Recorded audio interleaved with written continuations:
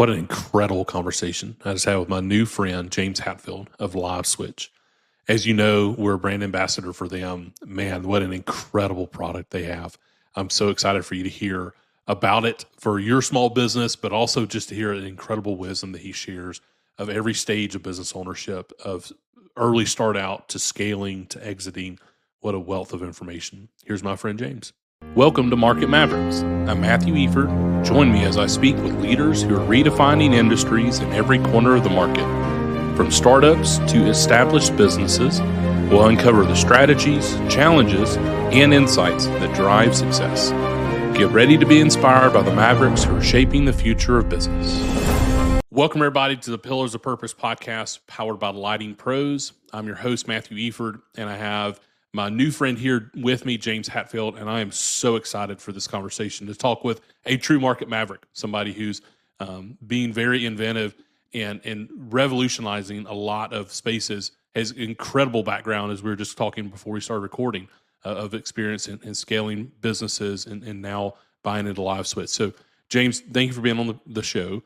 Those who may not know you, if you're introduce yourself and tell us a little bit about the business organization you're a part of right now. Yeah, so I'm an entrepreneur at heart. I've walked the shoes. I've started a business for painting, power washing, literally walking the streets, knocking on doors, getting my first jobs. So I didn't have a computer. This was 20 plus years ago, right? So I know what it is to beat the street, to make sure my guys can eat, but today I work at a tech company. I never thought I'd be in technology. That's a whole nother story we'll probably talk about. Okay. But our technology at LiveSwitch is built for home service companies of all types, and especially all the way down to the smallest. You can be someone living in your truck using LiveSwitch. Okay. What I want you to imagine is that FaceTime and ChatGPT got together and had a baby and made it for the trades. Let's go. That's love LiveSwitch. that. And you can use it for all kinds of stuff. It's a lot of fun and it's mind blowing, and we'll get into it, but that's a little bit of me in a nutshell.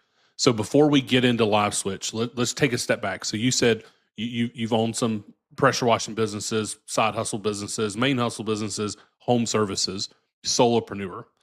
We got a lot of those that listen to this that would fall into that category. Either they're an entrepreneur and that's going to be their first step, or they've taken that leap, they're a solopreneur. Take us back to some of those days. What do you remember about that time? And maybe if we can go ahead and infuse a little bit of advice there, what's something that you wish you would have known at that time? At that time, man, I had what I needed. I had a heart to serve. I had the hustle and the grind and the mindset. Came from a family where my father built the house I was born in. Yeah, so I knew how to work with my hands. I knew that's what I was going to do. My grandfather never graduated high school, and his dad died young. He had to become the man of the house when he was a teenager. Imagine that. Wow. And so I come from guys that know how to put their nose on the grindstone. And I think that is kind of all I needed to get started, Yeah, amen. Because I knew a little bit of grit, and I didn't worry about being told no, like I was happy. Like I said, I'd knock on doors in neighborhoods to get my jobs in the beginning. There was no, internet and marketing SEO budget. And marketing. The marketing, here's marketing, the yellow pages. I don't know if everyone remember those things. So they put these things called a phone book. Yeah, that's how I got my money, man. And referrals. I just did good work, and I took care of my community, and I love it. And if you're starting that today, I love it. Like, I remember nothing but good things. Was it easy? No. Did I have rough days? Yes. Did we screw up some jobs? Yeah. Did I have some staff that were hard to work with? Yeah. But I started with me and myself and a team of 3, making it happen, and build it from there. I really loved it. I never thought I'd leave those companies, to be honest with you. So you start those. You start those. Yep. And then what was the scale like process? When you said you didn't think you were going to leave them, what was that exit like? Kind of talk us through some of those nuts and bolts. Yeah, the exit was unexpected. So what happened is, as a small business owner, I wasn't really up on numbers, like for accounting. Like, I'm good at math, but I would go to the bookkeeper or the accountant. They would speak English, and I'm like, I don't understand a word coming out of your mouth. Yeah. And I knew that wasn't good. As a business owner, I was like, gosh, I really got to get on it. Because as a small business owner, you're everything, right? You wear all the hats. Sure. So you got to take care of and find your weak areas, And in that point in time, I was like, I'm going to go to business school while I run my companies. Nice. And so I did. focused on accounting and business because I was going to apply them directly to my businesses. I just so happened to meet a guy who was running landscaping companies. He was getting his business degree, and this is way before ChatGPT. He built a large language model. Basically, what you could do is take your income statement and balance sheet from your bookkeeper or accountant, run it through, and it would tell me as a business owner in layman's terms how I'm doing. I was like, I Wow. love this. Let's This is go. why I went to school. That's I was like, I love amazing. it. And my partner was like, do you think you could sell it? I'm like, I don't know. I can sell painting, power washing jobs today as long. I don't know if I can sell technology. I'm not a tech guy. I don't know, but I believe in this. Like I believe in it and I'm willing to grind because I want to help business owners like myself. So we did. And we took that company from nothing to Inc. 500, which means we're one of the fastest growing companies in the country It's for 3 years. amazing. And now it's a multi-billion-dollar company. So that was pretty good. It's unbelievable. Okay, so I mean, wow. This kudos to you. Congratulations. What a wild ride. That's a very rare ride to get into the Inc. Yeah. 500, and to be into that scale and to now be that organization's multi-billion. When you look back, it started with the two of you. At what Yep. point did you start rapidly scaling? At what point did you feel like, okay, we've got lightning in a bottle like this? We got to hold on. Right when I started getting some cash, I was like, okay, we got something here. Okay, Like we got it. It's all about speed then, because in technology, unlike the trades, like painting, power wash, it's changed over the years. Like we got soft washers and sure. paint sprayers and stuff, but it doesn't change like technology changes like crazy. So if you got it, you better go. And Okay, we went and I hired tons and tons of salespeople. nice. And we were doing everything we could to hit payroll. Oh Like yeah, we were working oh around yeah. the clock. I was working, scaling like crazy. And like I said, we were getting more buildings, more offices. It was just crazy. And I remember being up on weekends, like putting together cubes and shooting wires through the ceiling to put Ethernet through everywhere because this was before Wi-Fi. And man, it was wild. But hired a ton of guys. Did great. Inc. 500 for 3 years. Growing fast as I can be, and it put a lot more gray hairs on my face. But yeah, it was wild. When you got it, you got to go in technology. Like So you so just got to let scale. me You ask a got to risk it. couple of questions there. So you're in business school. Did you sell your painting pressure washing business or did you keep that?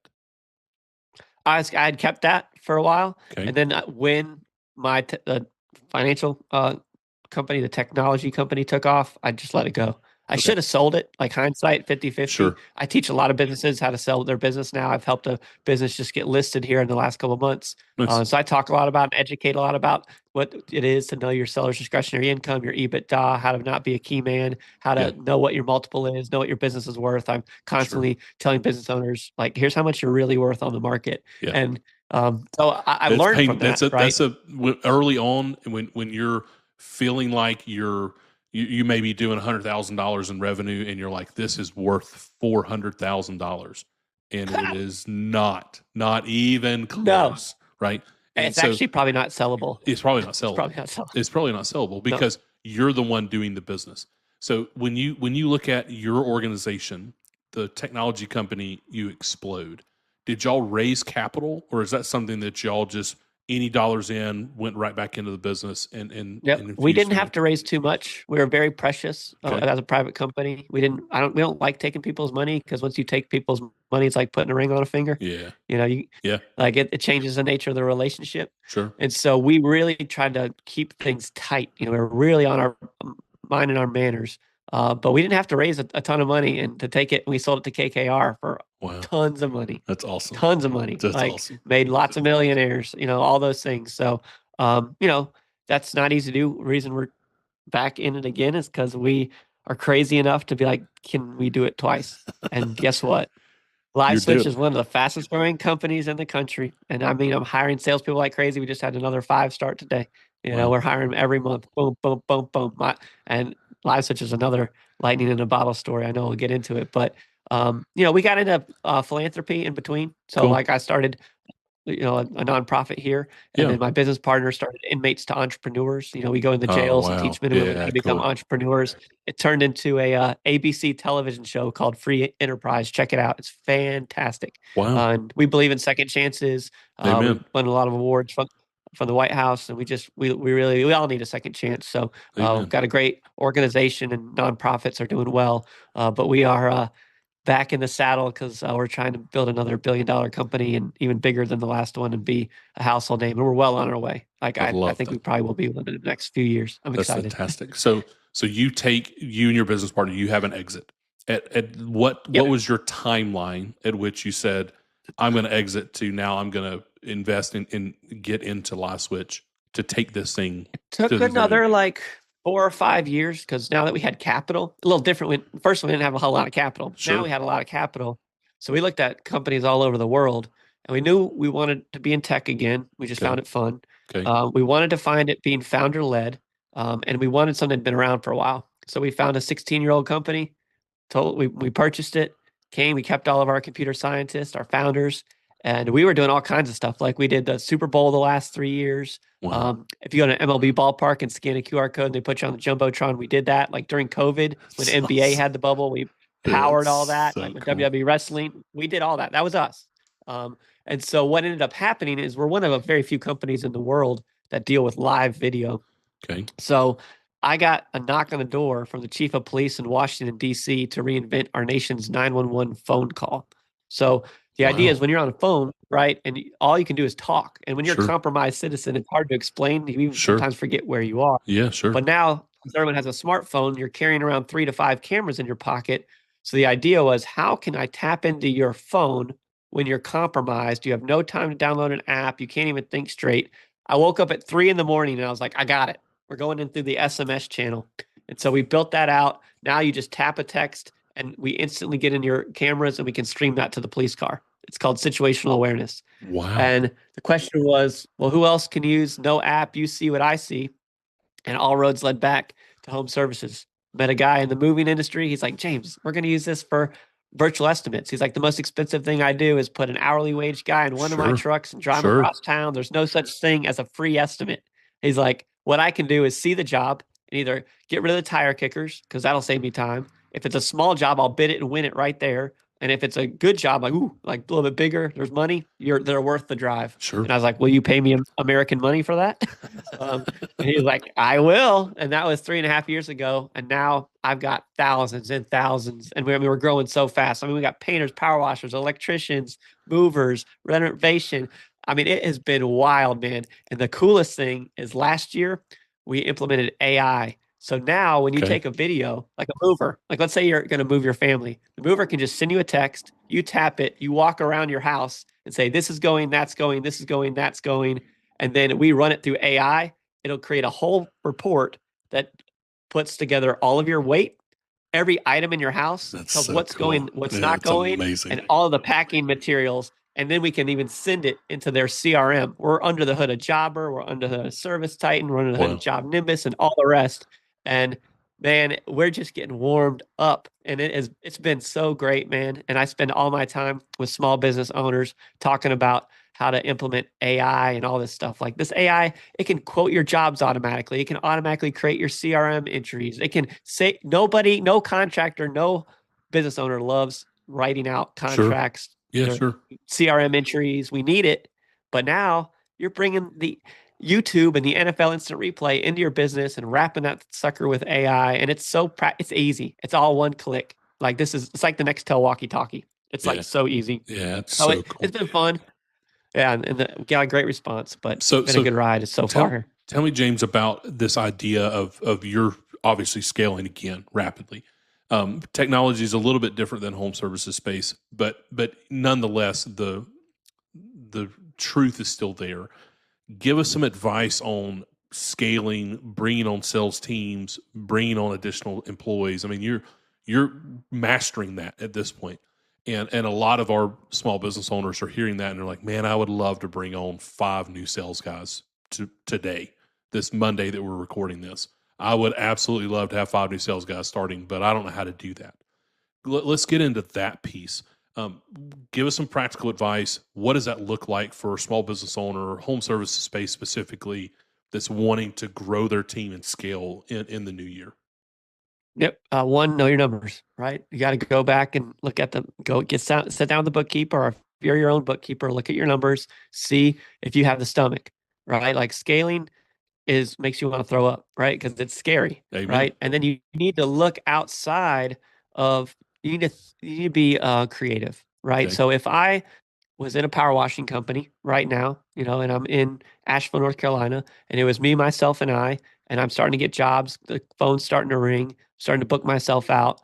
The first person I'm going to hire is someone overseas, because the one thing you can't afford to do as a business owner is not pick up the phone. Yeah. Pick up the phone. Amen. And it's no longer like calling the call center and the person doesn't speak English well. You can get somebody in the Philippines or South Africa that speaks every bit as good English as someone they won't even know, and they can answer your phone 24/7 if you want it, and they're affordable. We're talking about like $1,700 a month, and they are sharp and smart, and they are driven. It'll probably be your best hire. And it's not knocking anyone here in the States. We'll talk about hiring people in the States next, because you're going to need to do that. You can't power wash a house from the Philippines. That's a heck of a power washer. That would be an incredible power washer. They can pick up the phone, they can schedule, they can do your bookkeeping, they can do your administrative work, and they can do it at a cost that is affordable for you and your scaling mode, right? You want to start lifting the things you don't like to do that you should be doing, right? Make sure you got your butt covered with legal and insurance, right? Make sure you got your software stack in place, because you needed to do that. Eventually, you need to get off a Google Sheet.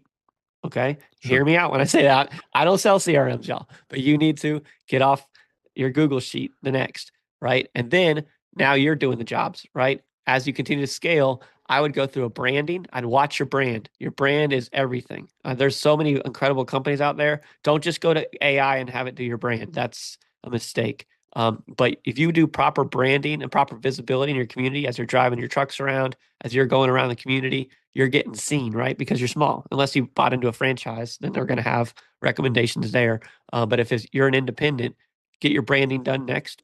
And then comes your first hire, right? Probably operation. Well, what are you good at, right? Are you good at sales and business? Or are you good at operations and delivery? Sure. Hire the person where you suck, or that you don't like, what you don't like. Okay. If you don't like selling, but hire a salesperson as fast as you can, right? And structure the compensation to where when the company wins, they win, right? Their base salaries may be a little lower because you're growing, but hey, we hit certain revenue targets, boom, let's tie them into the bit, make everyone an owner, right? Okay. So everyone cares about that cash flow. Okay. And then from there, you start scaling where you need. Let me pause you right there.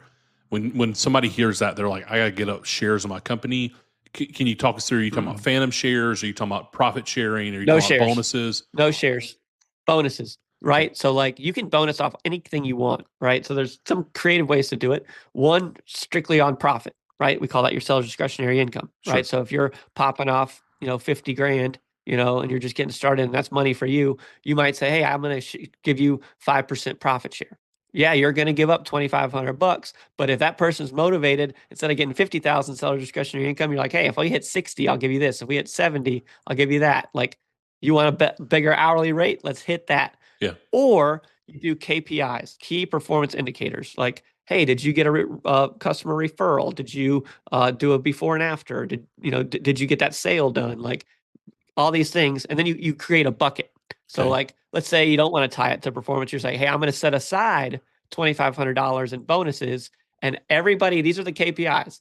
And if you got this many digits of it, if you got 20% of it because you did all of my KPIs, you're going to get 25% of that bonus that you set aside. So it's predictable. Like you've decided what you want to do. If you can't do that, do raffle tickets. Hand out raffle tickets, and then go buy scratch off lottery tickets, tools, whatever, an iPad, and then a Blackstone grill. Yeah.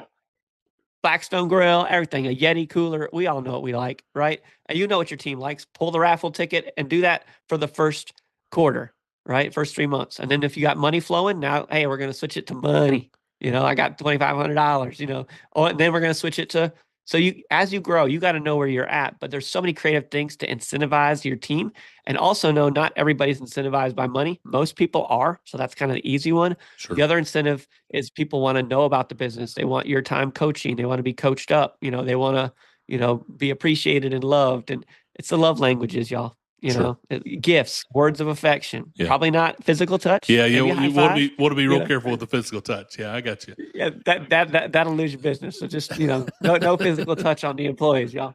But all the other love languages work. So I cut you off there. You were saying, so now we've got profit sharing in place and we're incentivizing them. They're actually making more strategic decisions based on the success of the business. It's not just I come here, I punch the clock out, and I go home. It's no, my overall income is based on the success of this business. I want it to be more successful.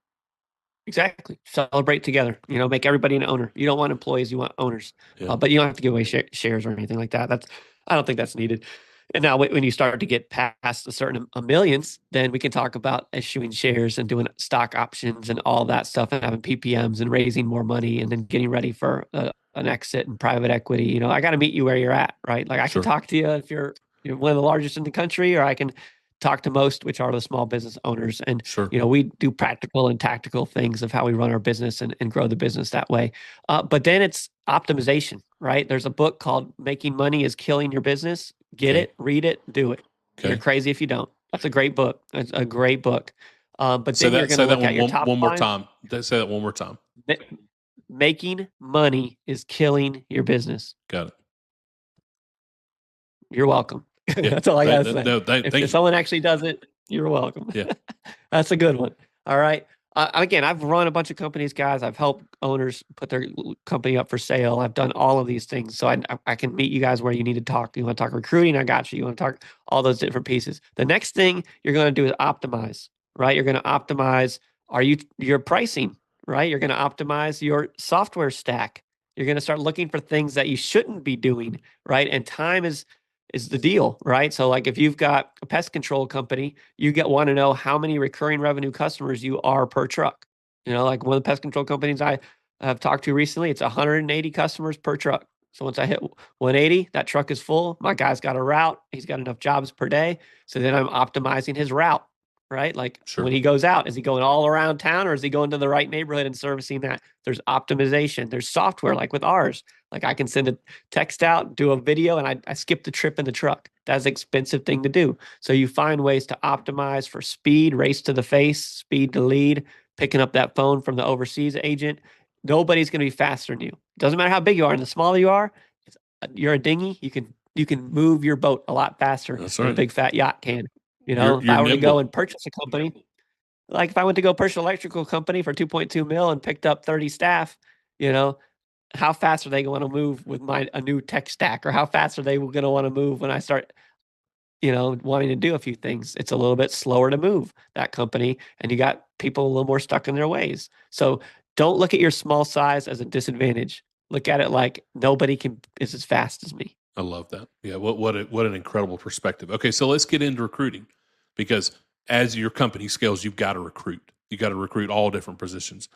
Give us some insight into that. When you're coaching a business, when you've done it within your organizations, what does that process look like? It's different for every organization, right? You got to know, and different markets that you're hiring for, and different positions that you're hiring for, right? If I'm hiring a salesperson, or just to pick up the phone, I can hire overseas. If I'm hiring an estimator, okay, that's someone locally that I got to look for, but they're in sales. I'm hiring for operations. It's different. Like what's their background? What's their skill set? I definitely want to hire and look for people that have things that I don't want to coach. Okay. Meaning, like if you're not already hungry, have some hustle, and have some integrity, forget it. Yeah. I'd rather have someone who has no know-how, but they got those pieces, right? Because I can teach a lot. What can I teach? Know what you can teach. Like you can teach process, which you should document. Back to making money, killing your business, document all your process so you can easily train people. Take videos of everything using things like LiveSwitch, and then people can watch what they're doing. You can train on technical pieces. Attitude, integrity, hunger, those things, you want to be looking for that. And again, if you don't have a good hiring pool, you got to get creative. Sure. right? You got to figure things out, because here's the thing. Like, let's say maybe you have someone in your company that's onshore, that's answering the phones and you're paying them 35, 40K. Well, you might want to consider moving that position overseas and taking that saved cash to offer higher income to your tradespeople or salespeople, right? Trade and move pieces on the chessboard so you can be more competitive in compensation, which we know that'll acquire talent if you're struggling. Sure. Back to branding. If you don't look good, no one wants to work for you, right? So you got to get your company branded and get yourself out there. Like, are you living under a rock? There's this thing called social media. You got to post on it. You got to pictures of before and after, happy team members, go on LinkedIn, put that stuff, because the people you want are looking at that stuff, and they're going to be like, oh man, if a job opening ever comes up for Matt at lighting, I want to work there. They look the part. They're having fun. I see all the videos, man. They're making some money. Have a better offer. Like, you can do all that, but you gotta spend a little bit of money, unfortunately, right? And then make an investment into your business to be an attractional company. Yeah, I love that. I love that perspective. So, business owner hears that and they think you just give me a lot more work. Some would hear that and say that. Let's try to focus it down and say, over the next 30 days, what is something practically that they can do that improves them in their recruiting when they're looking to scale their business? Something very easy to do. You can do it every morning. Go onto LinkedIn and Facebook and make a post. All right, very easy. Go to LinkedIn and hit the connect button 15 times, not more than that, 15 times a day with people locally in your area, other vendors, other people in your industry. Like, just hit the connect button. That's what you should do immediately, like now. You have no time to wait, and that's easy, and you have no excuse. It doesn't take but 10 minutes. You can do it while you're sitting on the toilet. I love it. Yeah, all right. No, that's so fantastic. there you go. Turn the toilet into social. Maybe that's too much information, but hey, get the job done. Right? I love the it. Other thing you're going to be doing, the other thing you do, like this book I'm talking about, if you're in your truck driving, that has now become your classroom. Turn that windshield time into education time. What else are you going to be doing? Unless the phone's ringing, pick up the phone while you're driving and get some business. But if the phone ain't ringing, put education in between your ears. Learn. You don't know everything. I don't know everything. I read more books last year than I ever have, right? And it'll make a difference. Read other things outside your industry, like a book called Unreasonable Hospitality. It's all about restaurant, but you can apply all of that into your service business, into your company. You got to be thinking different. You got to be getting fresh ideas. Now, don't get shiny object syndrome. You can't do all the things at once, but in the first 30 days, I'm getting my social together. I'm getting my education behind the windshield. And then I'm looking at practical technology. I keep coming back around to LiveSwitch. I'm sorry, I drink the Kool-Aid, but you can implement our stuff in a day, and I can save you trips in the truck. And our stuff is cheap. We're less expensive than your gas tank. I fight against your gas tank, and we're fast. And we're going to make you faster. Yeah. All right. We're saving the trip in the truck. This is a bottom line enhancement and a top line closer.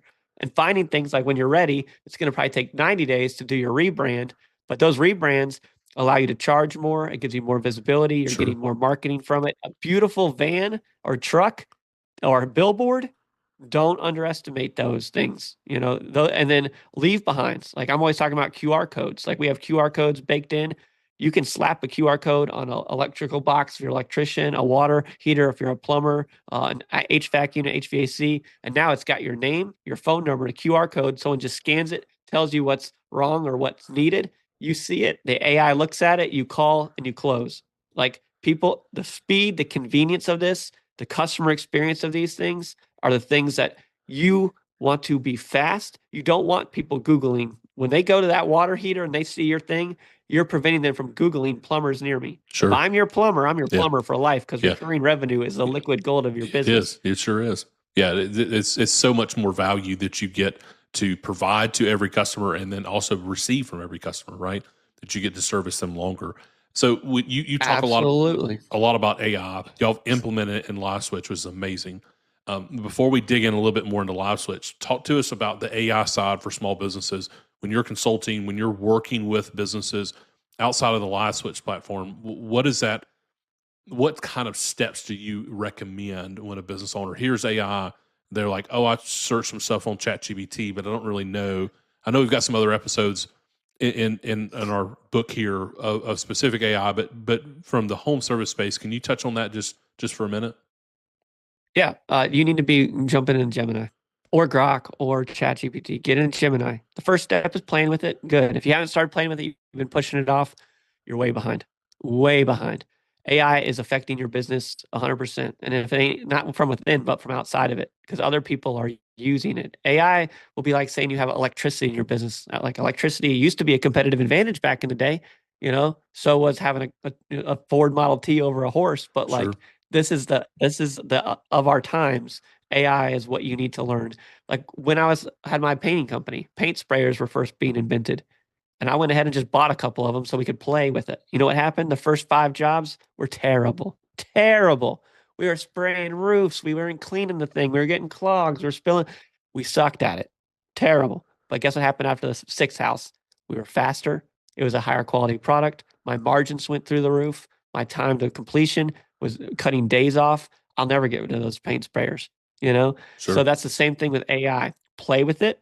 You're going to suck at it at the first, but ask the AI, what can you do? Tell it what kind of business you have and how can, like, to ask the AI how it can help you. You know what I mean? Like, that's what it does, right? So that's where we start. That's how we get going. Have it help you write a contract, a follow-up email, what neighborhoods are the best neighborhoods in my area, like, and keep talking to it. Just treat it like it's an employee, like a staff member, and it won't do you wrong. That's where I start people. Yeah. What an incredible place.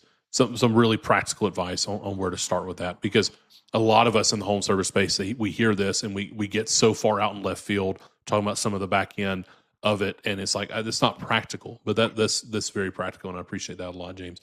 Oh yeah. Okay, so LiveSwitch. So when you're give us a full pitch on LiveSwitch.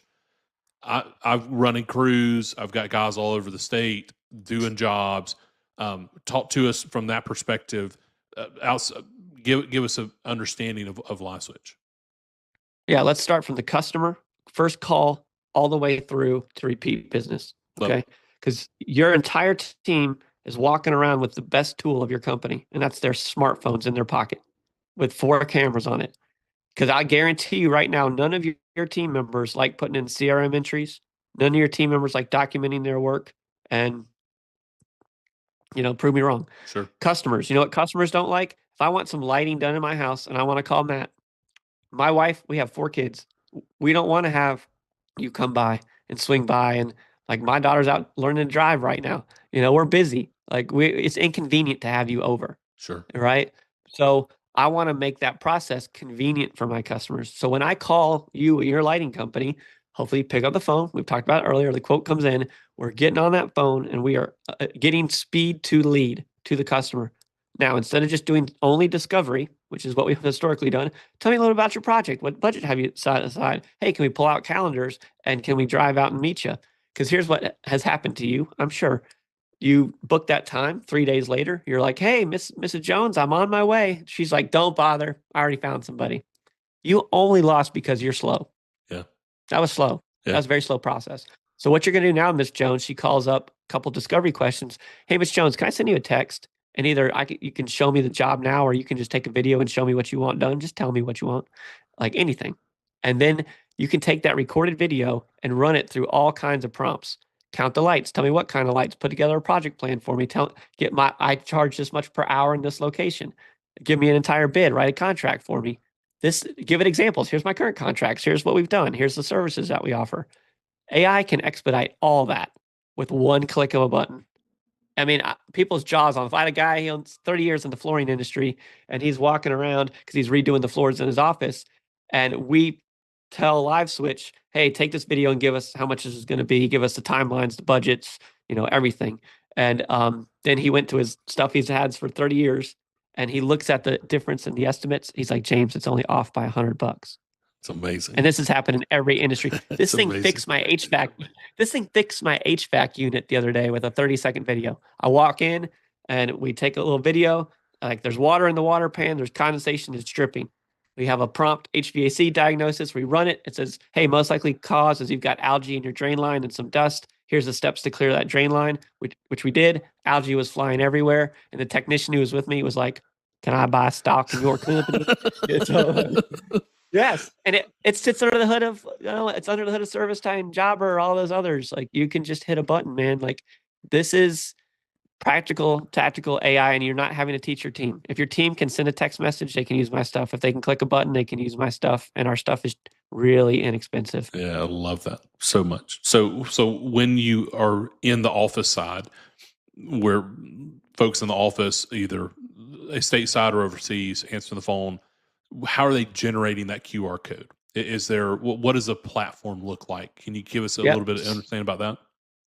Yep, you can use it right from your phone, tablet, or computer. There's no app. We don't do apps. They're slow. So what ends up happening is they can click and put a person's phone number in and send a text, and then the person there can tap it. Or you can go in there and create these QR codes for the leave behinds, right? So we talked about the front end sales. Now let's talk about the back end marketing. You're going to take these QR codes, take about 30 seconds to generate. Then you just go to Canva or you go to a marketing company to have your flyers printed out, your stickers, make them extra sticky stickers. That's right. Tommy Mello did this. He's like, make my stickers as sticky as possible. Sticky. Put super glue on them. Yeah, put that super glue on. And what you do is whenever you do a job, you put up your QR code on property with wherever it needs to be located, right? Sure. And it's not too hard to figure that part out, right? The second thing is you make marketing, and I've been talking to some really high-level marketing people that you guys know, love, and trust, that we're turning these 3x5s that you send out in the mailbox or door hangers into technology. We're turning paper and technology. Instead of someone just seeing your brand and knowing your phone number and tossing it, you're saying, hey, keep this and put it up on your whatever you're trying to fix. And whenever you need us, scan that QR code and show us what we need to do. So the customer goes, they scan the QR code, they put in their name and their phone number, they hit record, they tell you whatever is needed. You get a ping, you could be sleeping in your bed. AI runs a report on it, and your sales guy calls back. Say, hey, Miss Jones, yeah, it looks like you need your water heater repaired. We're going to come in here, share some of the steps we might be taking. Let's get it done. Awesome. So it's quick. And then the middle layer is when you're doing the work. So when you've won the business, you're showing up, you want your guys to pull out their phone and document their work, before and afters, dailies. Have you ever taken your vehicle to the mechanic nowadays? They'll send you a video of everything they've done. Hey, I've cleaned out the air filter, I've changed the oil, I've changed your spark plugs, we put air in the tires, and you see everything as a customer. That increases your transparency, trust. Gives you a tremendous amount of trust and confidence. Yeah. Totally. And then it records your work. So if you go back to the property, or the customer 6 months, a year later, I can't even remember what I had for breakfast. Now you can see what you did previously. Also, if it's a brand new customer and the salesperson took a video, you can see what the job is. So you're filling up your truck or your van with all the parts, materials, and tools you need. So you don't have to loop back around because like, crap, I didn't realize it was a 3-story house. Sure. I need a longer ladder. Sure. Right. Little pieces like that. And then customer testimonials. We have a feature where you can just hit a star button. It'll send a text message to the customer. And what it'll do is it'll go right to your Google. It'll let them take a 30-second video. Oh, I loved working with Matt and getting my lighting done. And then when they're done, it takes you right to your Google Maps review, and they can upload the video because the video is even more powerful than the words. So we're automating those customer testimonials, before and afters, and documentation of work. I love that. It's incredible. It is an incredible tool that so many of the people in home services are not doing. It's this, you've automated a lot of the frustrating part, which is one of the reasons why it's been so successful. Congratulations. Yeah. Thank you. Yeah, when the chief of police saw this stuff, he looks over his glasses. He's like, James, this is so obvious. Like, why didn't we have this before? I'm like, Chief, we all didn't have cell phones in our pockets, my man, but now we do. And you didn't have a video company that gave it to until now. And it's the same thing that Google and Apple, I love them. I use them. But they're not going to come into the trades and stuff and make something like this for us. That's just not their bag. And that's okay. I'm not going to make iPhones. So we're good. And so for when you're saying this sits up underneath your CRM system, obviously, as we kind of talked about, that's part of your tech stack. Like you've got to have that. You got to get off Google Sheets. That information, when the employee is there, when your team member is there doing the work, all the before and after, all the videos of the work itself, is that being stored directly into the CRM system? They're not having to update that? Nope. We store it in 2 places. right? They're in the CRM system, but also in the cloud. Because if you migrate your CRM system, you're going to want to take all your photos and videos with you. Yeah, cool. Right. And we don't sign exclusive deals. So that way, and even like if you were even, let's just say you left us, let's say you were with us for a year and you left us, we still leave it open for you to come and get your photos and videos. We don't lock you in. I find that to be quite rude. But like being able to take it, let's say you're on a Google Sheet, you start with LiveSwitch and then you grow the business and you're ready for Jobber, Service Titan, Job Nimbus, you name it. Then you'll just go into Jobber, connect your LiveSwitch, you hit connect, and then boom, it's already under the hood. I love it. It's amazing. It's truly, truly amazing. So when you found this opportunity, let's go back to, let's take a step out of the home service space. Let's take it back into your journey. When you found this opportunity, what was this opportunity? What was LiveSwitch doing when you first got involved with it? Was it the NBA, NFL? Yep. When we bought this, 5 years ago, it was NBA, NFL, doing stuff with the government. Okay. All kinds of stuff. I mean, we were under the hood of all kinds of companies, like in Oculus headsets, and it's cool. Video and audio and data and all kinds of crazy stuff. And that's why we got a knock on the door from the chief of police in DC. Sure. It just so happened though that when I saw it, I was like, wow, it's like the Nextel walkie-talkie, man, but with our eyes. And so then we still do all the professional service stuff. People can come to our company and we can do all kinds of crazy stuff with video, but we've now have a whole division, and our fastest growing part of the company, and it's growing like crazy, is what we've been talking about today with the send to text, QR codes, all that. Yep. That's awesome, man. Well, congratulations. So James, if somebody wants to find out about LiveSwitch, if they're a small business owner, they need this for their team as a solopreneur, or they've got a team, how do they get in touch? Yep. Multiple ways. Easiest way, go to liveswitch.com, LiveSwitch.com, click demo and say you heard about it from Matt. All right.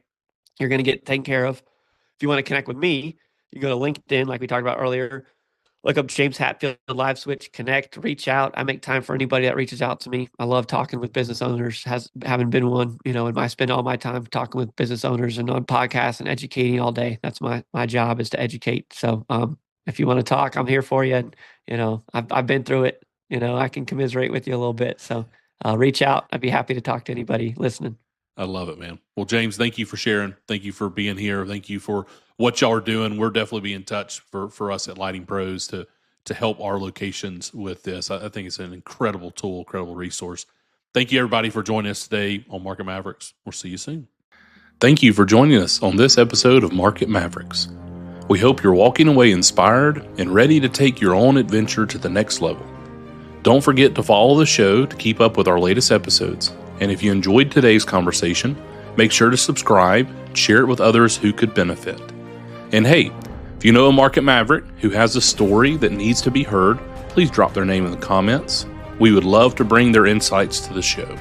Until next time, keep pushing boundaries and leading with purpose.